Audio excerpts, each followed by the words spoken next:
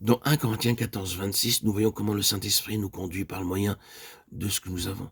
Les versets 27 à 33, quant à eux, nous montrent que la conduite du Saint-Esprit est aussi en accord avec les circonstances.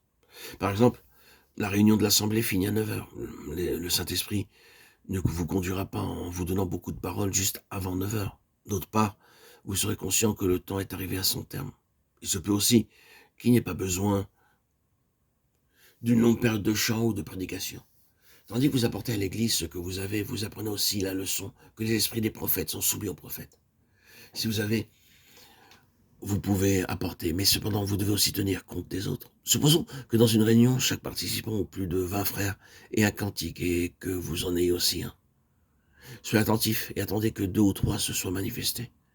Vous verrez qu'il ne sera pas plus nécessaire que vous le fassiez.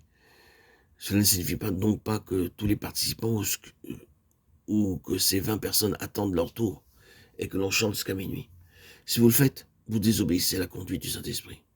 Le Seigneur désire que tout soit fait dans la décence et dans l'ordre. 1 Corinthiens 14, 40.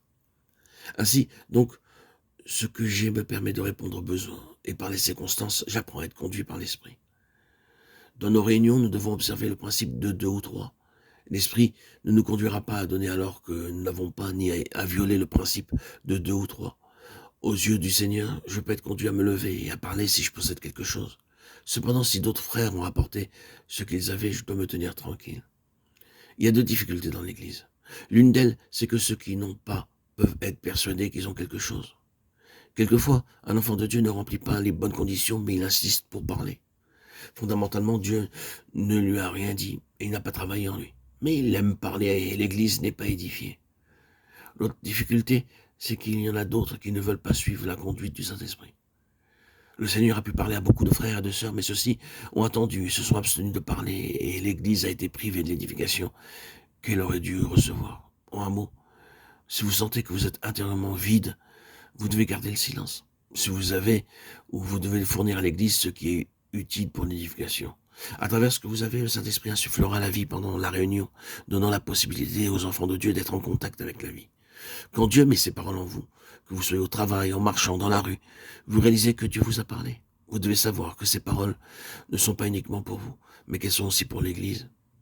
Quand vous avez, vous devez alors apporter à l'Église ce que vous avez. Quand le tabernacle fut dressé, dans la période de l'Ancien Testament, le peuple offrait à Dieu son or et son argent. Il en est de même pour nous, aujourd'hui. Nous devons donner ce que nous avons. Quelqu'un a-t-il une révélation, quelqu'un a-t-il une parole d'exhortation, ou bien un cantique que chacun apporte ce qu'il a reçu? Lorsque le tabernacle fut édifié, l'Esprit donna de la sagesse et de l'intelligence aux ouvriers pour utiliser des matériaux très différents et en construire le tabernacle. Tous les matériaux étaient offerts par les Israélites et incorporés dans le tabernacle par l'œuvre du Saint-Esprit. Aujourd'hui, si nous apportons tout ce que nous avons, l'Église pourra s'édifier sous la conduite du Saint-Esprit.